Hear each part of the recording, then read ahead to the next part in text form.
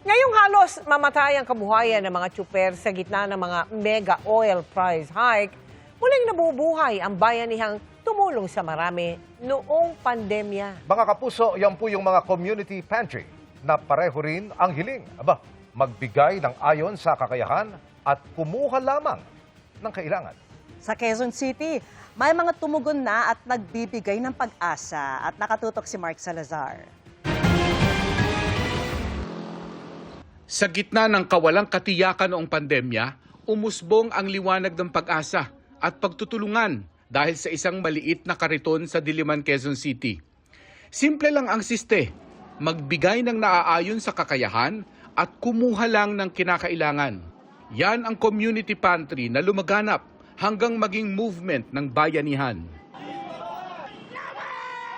Makalipas ang 5 taon, ngayong humaharap na naman ang bansa sa malaking problemang dulot ng mahal na langis. Muling binubuhay ang community pantry sa pilahan ng tricycle dito sa Maginhawa Street, Teachers Village.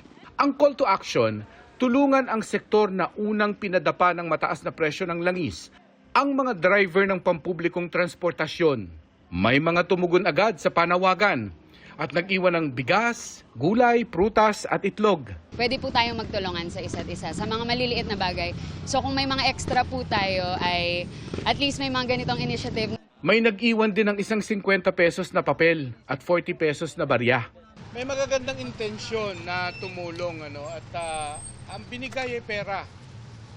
Nandun yung intensyon na tumulong pero pakiusap nila rito ay mahirap bantayan ng pera . So kung pwede ay yun na lang makakain ang iwan daw nila at kung pera man ay doon na lang ipadala sa organizer ng mga ganitong community pantry para mabili ng pagkain na siyang pwedeng pick upin ng kung sino man nangangailangan. Dalawa lang? Dalawa lang kami. Thank you. Malaking bagay din yung bayanihan, Sir. Yung hindi kaya ng gobyerno, tay-tay na lang. Kanya-kanyang langoy na lang. Alam naman daw ng mga tsuper na may hangganan ang tulong ng iba. Kahit pa ang ayuda ng gobyerno. Kaya nga sabi nung isa, kanya-kanya tayong langoy sa buhay. Kaya kahit lumampas pa sa 100 pesos per liter ang gasolina, langoy pa rin.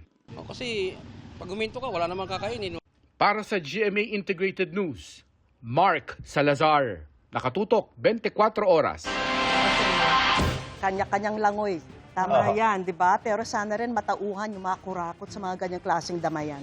Pero sa panahon ngayon, Oo. pero sa panahon ngayon, ako ipalo pa rin doon sa sinabi ni Ma'am na bawat isa sa atin may responsibilidad sa ating kapwa, lalo po sa panahon ngayon.